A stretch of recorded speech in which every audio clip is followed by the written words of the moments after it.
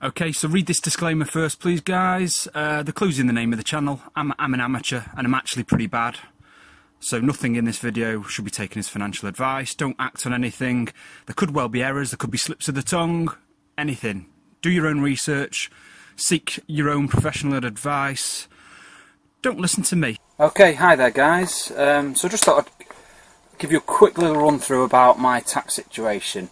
I mean, it's pretty obvious because, as I mentioned before, I'm only earning, I can live off 14 grand, so that gives you a suggestion that actually, the upshot is, I hopefully will never pay any more tax unless these investments, you know, shoot the lights out. As you can see here, here's my portfolio spreadsheet, which you're probably quite familiar with by now. But I haven't talked about these other columns. So as you can see here, what I've got is a column that tells me how many of these shares, so this is the number of shares I own in total of each of these items, and then here is the number of those shares which are held within my ISA, which is with iWeb. And so using that data, I've calculated how much of my dividends are in the ISA and how much of dividends are outside of the ISA. So obviously anything inside of the ISA you don't even report on your tax return, so that you never pay tax on that. Well, I say never, who knows if they'll change the rules. So as you can see, outside of my ISA, I've only got £7,481 estimated coming in, which should hopefully grow. And as you can see from the from HMRC's website, the personal allowance is 12,500. So I can earn a good amount more in those dividends before I start paying tax. And then I would start paying tax above that at 20%. I'll never get to the higher rate ever, probably. So in terms of dividends, oh, and I should say, even though this is the income tax rates and personal allowances, they actually apply that to dividends. So because I don't work, I don't have any conventional income, but this 12,500 actually apply. If you don't have any other income, it gets applied to the dividends you earn, which in essence dividends are income anyway, really. So it's kind of fair. But again, who knows? They might change that rule. They might say, well, dividends aren't income, so we'll just go to this, which is the tax on dividends. Because this is the other thing. They have a 2,000 dividends allowance anyway. So even if I did earn in my normal job 12.5 grand, I would then have an extra 2 grand before I started paying tax on the dividends. And the tax rates on the dividends are lower anyway, so as you can see, 7.5% for a basic rate taxpayer, considerably lower than 20%. Again, who knows? I'm pretty sure. Yeah, in fact, yeah, Labour are definitely. If Labour got in at this election, they'd get rid of that. They'd get rid of that, and they would make this rate on dividends the same as the income tax, which to me is kind of fair. And then capital gains is the other issue, and as you can see, you get 12 grand's worth of capital gains before you pay any on it. So that's something I need to be careful of. But I mean, the numbers I'm dealing with aren't really that big, so I think generally I'll be able to work it so that I don't ever go above that. And again, now with the capital gain one, I'm not sure whether this allowance is in addition to the income tax allowance like it is with dividends, because I've never actually had that situation personally. I would imagine it's the same thing. I would imagine you get to use up your income tax allowance first, and then you get to use your 12 grand tax-free allowance on capital gains. I'm not sure though. I'll probably never encounter that situation anyway, but I don't know. We'll have to see. And then obviously the capital gains tax, if I ever did have to pay it, I'm a basic taxpayer, so it's down here. And it doesn't seem to say anywhere, does it? Oh, you'll pay 10% on your gains, 20% above basic. Right, I think that means the basic rate taxpayers would pay 10%, but then obviously if you went beyond the threshold, it would then go up to 20%. So that is, yeah, it's still better rate than income tax would have been. Again, that's another thing that I think Labour have already said, Jeremy Corbyn has already said that they will make that the same as income tax.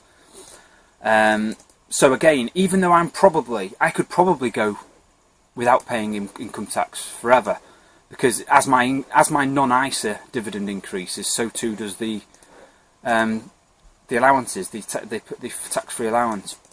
But obviously I can't guarantee that, and obviously all these rules could change at any moment anyway. So even though I probably don't need to, at least in the short term, I'm still ploughing as much as I can into the ISA every year. Now, as I've stopped adding money to my portfolio, so obviously I need to get that money into the ISA so that I never withdraw money. So as you can see, ISA dividend in this row, I get paid about over 4 grand of dividends into the ISA. But obviously I don't want to be taking that out, because I need to keep as much of my money sheltered from tax as possible. So all I do is, it's quite simple, all I do is, every now and again, when the amount of cash in my ISA builds up to a high amount, I will just sell something that's outside of the ISA and buy the same thing inside of the ISA, and then take the money that's in the non-sheltered account and pay it into my bank account. So I'm taking the same amount of dividends, but I'm just swapping where the investments are held and keeping the dividends. Now the choices of the thing that I think about a lot and kind of has me pondering each year or each time I do it is, what do I sell that's outside the ISA and what do I put inside the ISA? Because as you can see, I'm doing okay on both fronts. On the capital gains front, I've got 12 grand to play with, which is quite a lot, so I can choose what to sell. Obviously each time I've got a little spreadsheet here of all my capital gains, so every time I sell something outside of the ISA, I kind of register it here. As you can see, it's mainly the momentum strategy things, because they're the things I always buy and sell. All of the other stuff tends to just hold forever. So as you can see, it's normally the momentum stuff. So as you can see, I'm on about 2,400 already. A couple of losses there. That's when I swapped again. That wasn't me ending the momentum 6 month. That was me swapping where I held that little amount of the momentum strategy thing. So I log it here. So as you can see, I've got a fair bit of leeway on both the dividends front and the capital gains front. So I'm kind of balanced in what is the best, because it's only with hindsight that I'll know what the best thing to swap is. Also a thing that has a big influence on it is, this is one of the very few advantages of the open-ended funds. When you buy and sell open-ended funds, I just pay the £5 to iWeb for doing. Sorry, it would end up being £10, because I would sell the open-ended fund outside of the ISA, and I would buy the open-ended fund inside of the ISA. And that works a lot neater and cheaper with open-ended funds than it does with shares, including investment trusts. Because when you buy or sell an open-ended fund, all you pay is the £5 to sell it to iWeb and the £5 to buy it with iWeb. You don't pay anything else. Whereas with investment trusts and shares, you pay 0.5% stamp duty. But then there's also, oh yeah, just clicked into a random trust. There's also the, I might say the wrong words here, is it the bid offer spread? Basically, as you can see here, when it quotes the price on Hargreaves Lansdown, there's a sell price and a buy price. I think that's called the bid offer spread. So basically, if I went to sell a share, they're estimating that I'd probably get about this much, and if I went to buy a share, they're guessing that I would probably get about that much. So as you can see, there's a difference there. I think I've got a little. I think I did a little calculation. So oh yeah, here we go. So here's me deciding what to do when I sell outside and buy inside the ISA. The open-ended funds cost £10 every time. I did FGT is Finsbury Growth and Income Trust. on one particular day I looked at the buy price, the sell price, the amount I was thinking about doing it with, the fees for my web, the stamp duty, and look at the cost difference, about 190 quid, whereas doing an open-ended fund was a tenner. But the reason I was looking at doing it for FGT was because when I logged into my iWeb non-ISA account, my share and dealing account, that was my biggest capital gain at the moment. So I was thinking maybe I should pay that a bit extra to use up as much of my capital gains allowance as I can. I'm still in two minds. I still haven't done it. I'm still in two minds. I've got until the end of March, or what is it, the 5th or the 6th of April, to do this, because I think I've got 11 grand worth of my ISA allowance, the 20 grand a year you're allowed to put in, and I've also got about 6 grand in there of dividends that have just accumulated. Does that add up to 20 odd? No, it doesn't. So it wouldn't be the full amount if I did do it with Finsbury. The other good thing about doing it with open-ended funds is that you don't have to buy a whole number of open-ended funds. As you can see here, my open-ended, all of the trusts are whole numbers, the number of shares I own, including the ETF, and the shares as well. You can only buy whole numbers of them, but with the open-ended funds, you can do decimals of them, and actually you don't even have to tell them how many you want to buy. You can just tell them, I want X number of pounds worth. I want £10,000 worth, and they will just work out the exact number of units. They're not called shares. I know this says number of shares, but they're actually called units for open-ended funds. I can tell them just to get the exact amount of money's worth.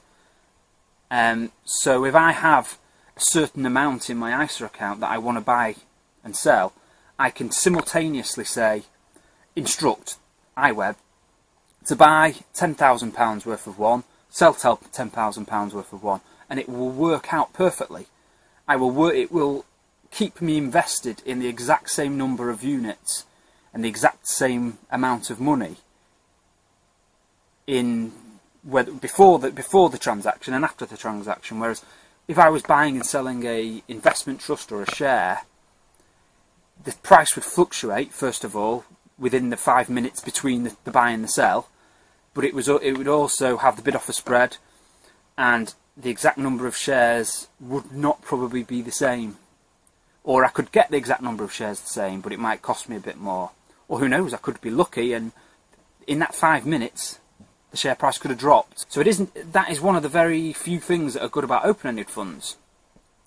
But of course, what makes that not matter so much is if I have a change of plan that I want to make anyway, which is likely what I'm probably going to do before April. I'm probably going to sell that and buy a investment trust, which makes that problem go away, because I was going to make this change anyway, even if I wasn't going to shelter more money in the ISA. That's a little teaser for another video. That's one plan that I think I'm going to do. But if I was happy with my portfolio and I didn't want to make any changes, it's so much better and easier and simpler and cheaper to do the switch with open-ended funds. Oh yeah, sorry. So in terms of actually doing it, especially with either of them, it's so much better to do if you happen to have lots of cash spare anyway. What I would normally do is I would send money that's in my current account. I would put it into the ISA, and then I would be able to do the transaction, the sell outside the ISA and the buy inside the ISA. I'll be able to do them simultaneously. If I didn't have that cash spare, what I'd have to do is I would have to sell outside the ISA, transfer the money into the ISA, and then buy. Now, I've never actually tried this, but I've got a feeling that if I did that with a share, it would be okay, because I think the money's available to transfer from non-ISA to ISA straight away. I think. I could be wrong here. But with the open-ended funds, certainly, I don't think I'd be able to do it, because I'd have to wait for the open-ended fund to finish its selling, which can take a couple of days or maybe a day, for it actually to clear. The money needs to get into your non-ISA account, and then I don't know what the delay would be in getting the money into the ISA account. So there would be a delay there. There'd be a and then obviously you'd be buying on one day's price, and selling on one day's price and buying on another day's price. So keeping everything the same in my overall portfolio I don't think would work. So it's luckily I've got my cash buffer, so I can actually do that each time. And also the money builds up in the ISA from the dividends. This amount goes in there anyway from dividends each year. Maybe I'll just log into my iWeb just to illustrate what I'm talking about. So if I go into my share and dealing account, these are my options for selling outside. And as you can see, the biggest one is, where is it? Finsbury, where are you? Finsbury. 5,400. I've already got some of Finsbury inside the ISA as well. So that would be the most logical thing. I don't think I've got enough cash though to do it. But I could do it partially and spend a bit of money getting that capital gain inside. But I mean in total, I mean at some point I'm going to have a loss from Woodford. A big loss when they eventually start getting round to paying us back our capital. And it's going to go down from there. It's going to get lower and lower. So if I sell these in the same tax year I get given the capital back for that, they offset each other anyway. Anyway, there we go. There's my tax situation and how I work it. Have fun. Yeah, thanks for watching. Have fun. See you next time. 20 minutes again! Ah.